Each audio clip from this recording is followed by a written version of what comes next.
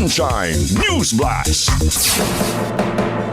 Opisyal nang nag-operate ang pinakaunang 911 Regional Command Center sa Visayas nga nahimutang sa Sugbo City. Ang Unified 911 mauna karon ang sentro sa paspas nga pagtubag sa mga emerhensiya sa tibuok rehiyon. Ipangunahan ni DILG Secretary Juanito Victor Junvic Rimulya ang pag-abri sa pasilidad uban si PNP Chief Jose Melencio Corpus Nartares Jr., DFP Chief Director Jesus Fernandez, Cebu Governor Pamela Baricuatro ug mga mayor sa Cebu, Mandaue ug Lapu-Lapu City.